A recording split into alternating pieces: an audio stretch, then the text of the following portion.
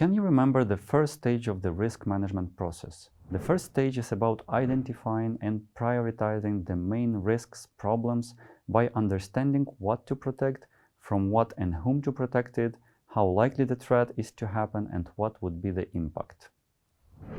Let's start from the assets enumeration step, what to protect. Sometimes we see statements like, we want to protect all the good from all the bad, but this is absolutely not actionable. We have to specify what we want to protect. It is essential not to forget anything important, and we have to regularly update the list of assets we create because everything is changing.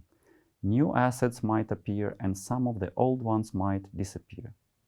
In order not to miss any important assets, this process should be collaborative and take into account the diversity and backgrounds as well as specific needs of all staff members.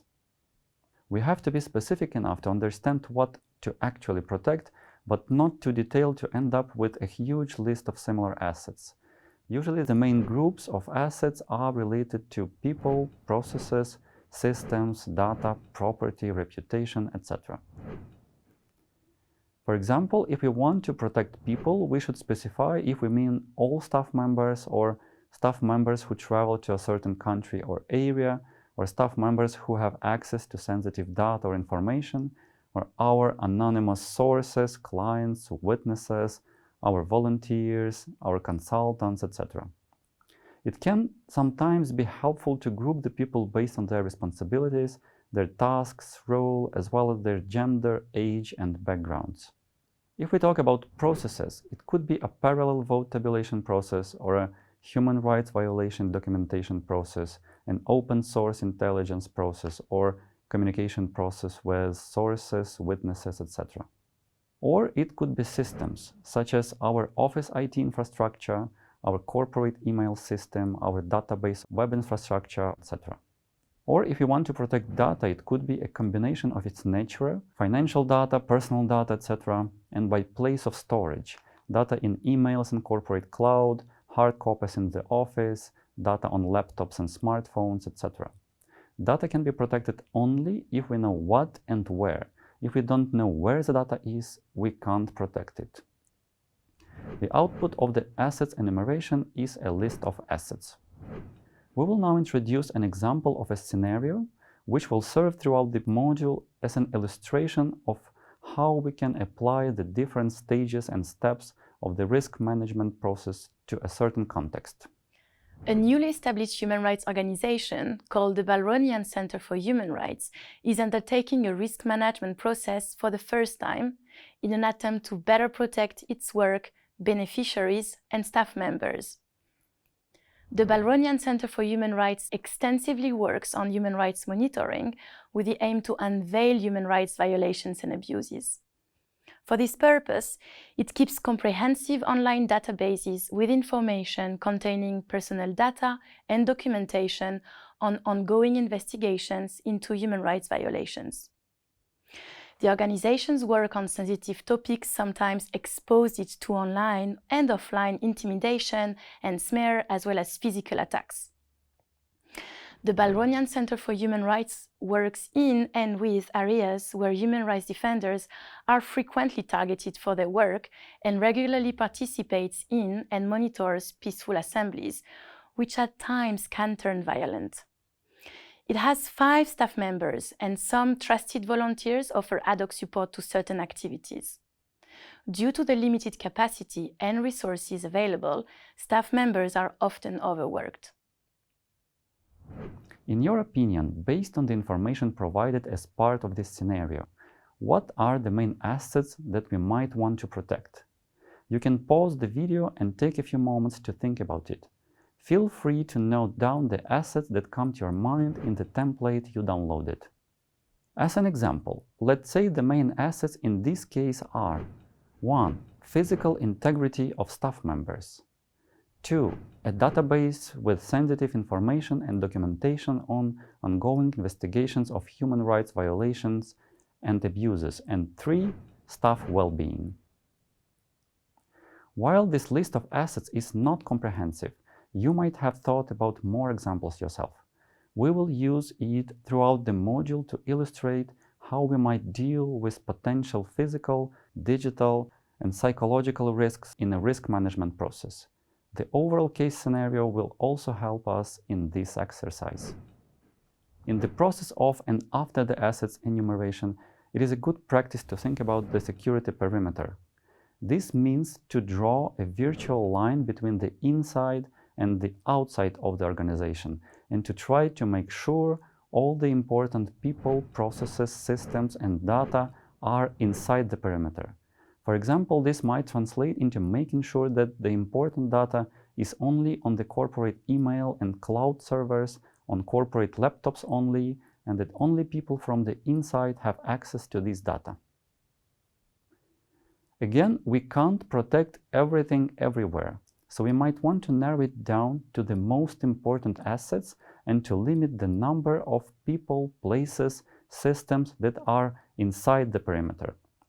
When we have such a perimeter, it's easier to protect it. We try to keep all the important assets inside the perimeter so we know what to protect and where. Following the assets enumeration, we do our threat modeling. We create a list of who can do what to our assets. How do we do this? We take the list of our assets and explore what bad, unwanted event could happen to each of them, or who can do what to our assets. The more specific we are, the better, but if it's not possible, no problem. Just do your best. We don't always have the who the adversary is defined, and this is not a problem either. For example, we could lose our smartphone, and there are no adversaries here, but it is still an unwanted event. Of course, there can be more than one unwanted event associated with each of our assets. Our task here is to create a list of all the main threats or unwanted events for each of our assets. This list is the output of the threat modeling. Remember that because our understanding of security is deeply personal and subjective, the perception of threats is not the same for everyone. It might depend on our gender, age, social, cultural background, or other individual characteristics, feelings or emotions, past experiences, traumas, or the overall context in which people operate.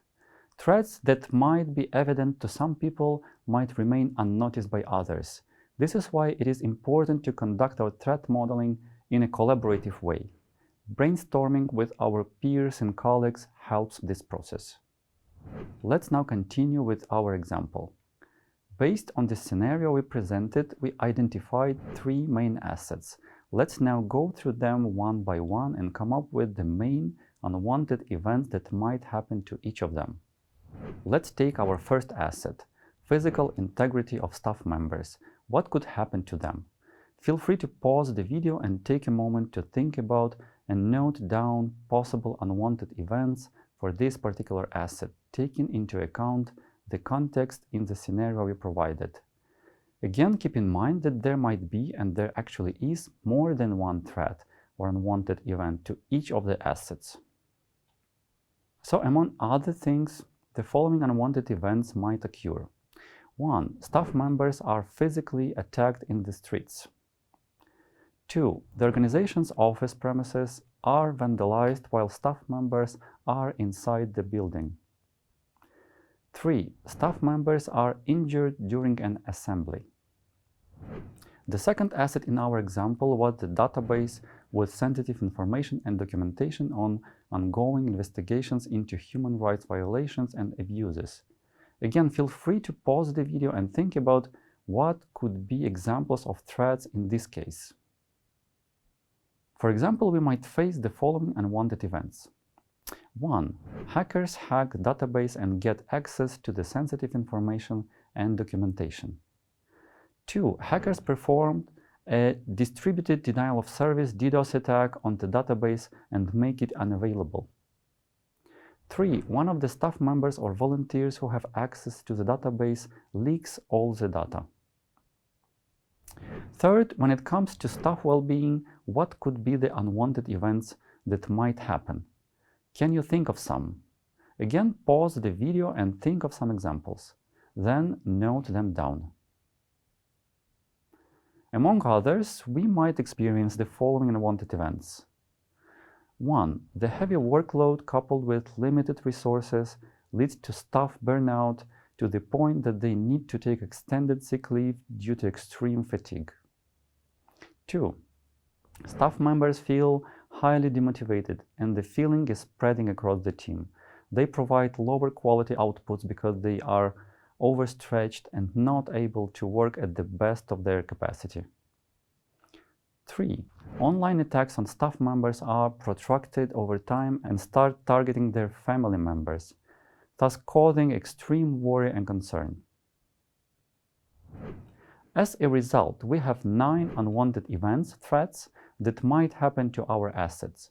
This list of threats is the output of the threat modeling. Thank you and stay safe.